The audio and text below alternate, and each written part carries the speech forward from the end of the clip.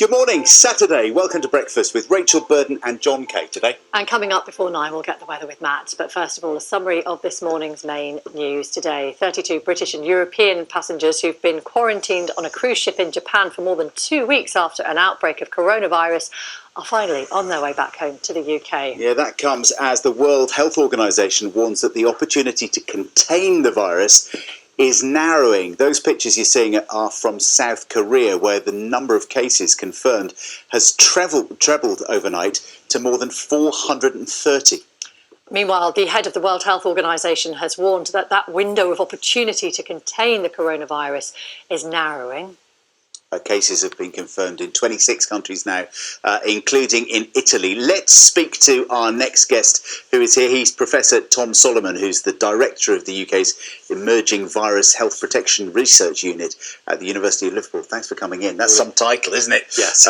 You're probably massively busy at the moment, aren't you? What work are you doing in this country to try to stay ahead of coronavirus? So there's a lot of work being led by Public Health England to try and contain it. So as you know, we've had 9 cases now in this country, and they've all been looked after in isolation, and people who've been in contact with them have also been tested and have been negative or quarantined. So in this country, it's being contained. Our work at the University of Liverpool is supporting some of the research efforts around this disease, so including looking at the patients who have become infected and trying to understand what the pattern of disease is in them.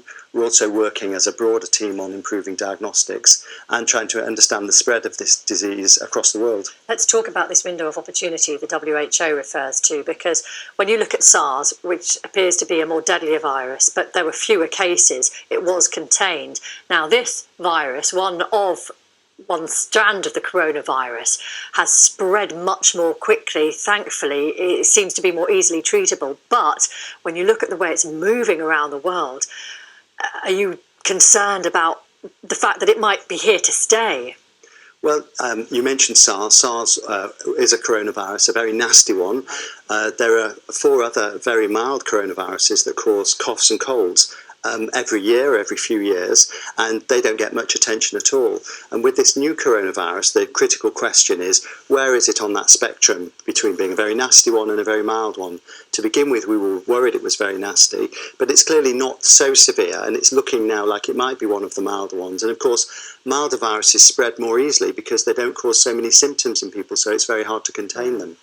Yeah, and so in terms of that containment, we've seen those pictures a moment ago in South Korea where they're sort of fumigating on the subway system, and there have been this trebling of cases overnight.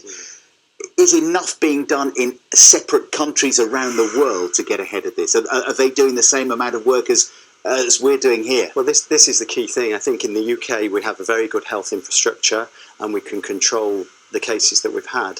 There are other parts of the world where things are a little bit different. In South Korea, the health system is a bit different to ours, and clearly they've got a larger number of cases and they're now trying to control them. And can I just ask, the pictures we're seeing now and the spraying of the public transport system and the people wearing face masks, that spraying there, is that sort of window dressing, or is it a genuinely useful and effective process? What we know are the best ways to contain coronavirus are for people, anyone with a cough or cold, if they're going to sneeze, they should sneeze into their elbow like that, or cough into their elbow.